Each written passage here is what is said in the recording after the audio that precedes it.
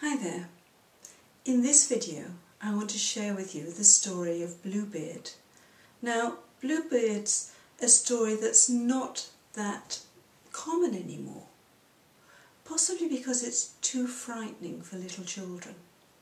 Nasty things happen to the women in Bluebeard, and maybe that's exactly the reason why we should be looking at that story. There are different versions obviously, but one of them goes that Bluebeard was really quite an attractive man, and he had a load of money. He was charming, he was handsome, he was rich, and he had this blue beard that some women's sense wasn't quite right, but hey, he had a lot going for him. As the story goes, Bluebeard was often looking for a wife because a lot of his wives seemed to come to unfortunate ends, either with childbirth or disease or one thing and another. You know, he was seriously unlucky with women. But there was always another one who would step up to the plate and marry him. And so it was that one day he found yet another young woman who had a sister called Anna. And he married the young woman, who was nameless, and took her off to live in his castle, and for a month they were really very happy. And a month is about an average time. An abusive relationship can jog on quite pleasantly for a while, and then bad things tend to start to happen. Anyway, after a month, Bluebeard looks at his young wife and he says to her, "Darling, I've got to leave the palace for a while, and I want you to be happy. I want you to have the run of the palace, and you're free to do what you like and invite your friends over and have a good time. There's only one thing that I would ask of you, and that is there is a key to one room, and this is the key, and you are not to go into that room on any account. Is that clear?" And the young wife said, "Of course I understand, darling Bluebeard. I won't go into that room. I won't even think about it." And off Bluebeard went.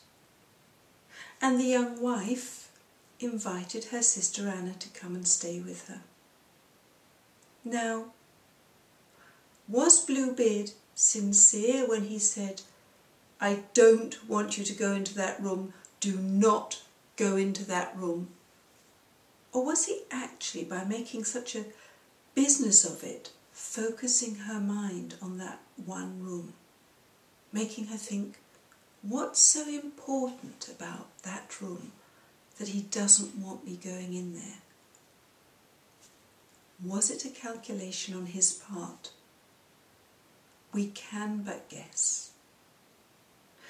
Anyway, the young woman and her sister had a pleasant time in Bluebeard's absence, but eventually curiosity became too strong for her, and she unlocked the door and walked into that room, and it was absolutely horrendous. The floor was awash with blood, and in that room hung the corpses of all the young wives that Bluebeard had disposed of. The young woman was shocked. How could she not be? And in her shock, she dropped the key on the floor, and the key became stained with blood. She ran out of the room. She locked the door behind herself, and she thought, what can I do? I have to keep myself safe. And I must therefore lie to Bluebeard, pretend that I didn't notice. I didn't go into that room. So she'd learned that she had to practice denial. And when she went to her room that night, she tried to wash the blood stain off the key, but of course she couldn't. The next day, lo and behold, Bluebeard reappeared, almost as if he'd known, almost as if he'd guessed.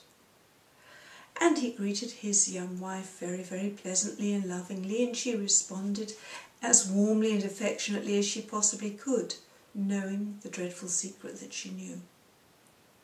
And everything went reasonably well until Bluebeard asked her for the keys that he'd left her with. And when she had to hand over those keys to him, he saw that the small key to that room that he did not want her to go to was stained with blood. And when that happened, he became very, very angry, his face contorted with fury, and he started screaming at her, "How dare you? You disobeyed me, you disrespected me. I'm going to have to punish you for that. You will die, just like the wives I had before you." And the young woman was terribly, terribly scared. But she thought she had some resources left, and she said to him, "Okay, Bluebeard, I understand that you want to kill me, but please can you give me 10 minutes just to say my prayers, just to put my life in order?"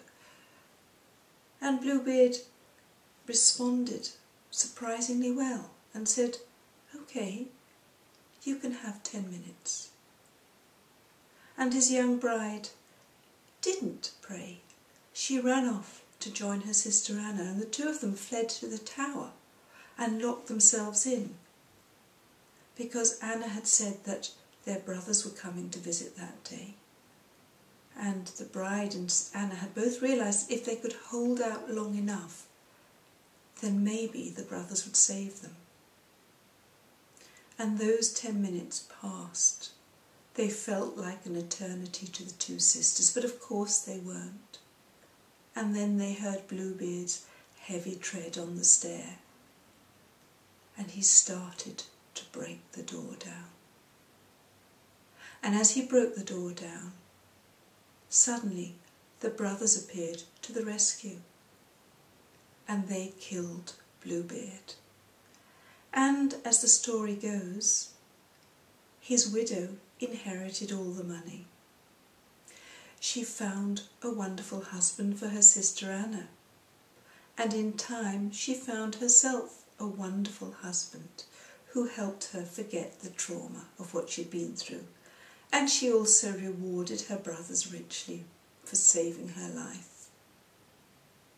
But of course, that's not how it is in the real world. That young woman had survived because she'd been rescued.